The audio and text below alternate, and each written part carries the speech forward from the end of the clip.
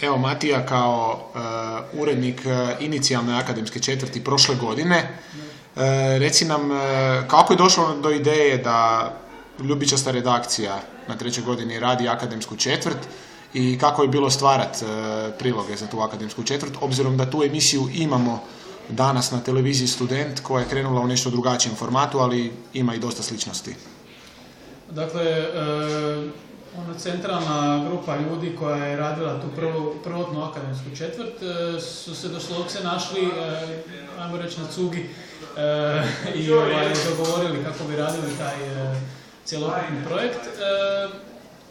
Onda smo se okupili u tu ljubičastu redakciju, tražili smo prvo ime koje ćemo odabrati i odabrali smo ljubičasta, ne znam zbog kojeg razloga, i ja sam bio izabran za glavnog urednika.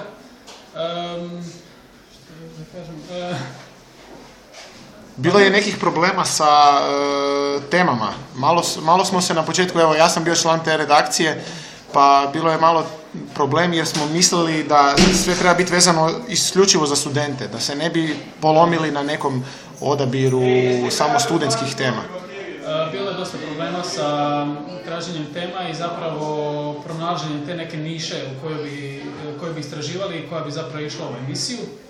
Međutim, u dogovoru sa profesoricom Tenom i profesorom Mirkovićem uspjeli smo naći zanimljive teme kako bi pokrili taj vremenski period koliko treba trajati emisija.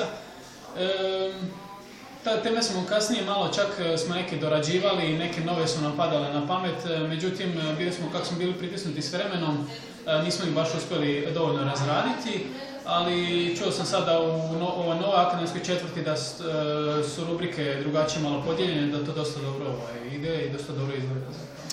A što ti je bio highlight cijele te emisije, stvaranja te emisije u redakciji? Pa najveća stvar mi je bila zapravo, ajmo reći, ta suradnja sa tim ljudima, zato što su svi bili stvarno vrhunska ekipa i radišna i svi su dali 120% sebe kako bi to izgledalo odlično, i ja mislim da u konačnici i profesori, a i ostali studenti koji su bili emisiju su bili zadovoljni.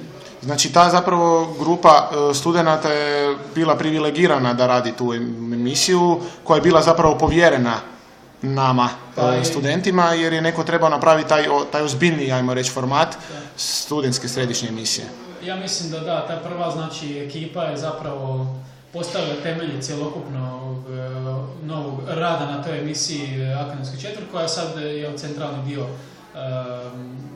studentske televizije i programa studentske televizije. Matija, hvala ti na kratkom intervjuu. Hvala.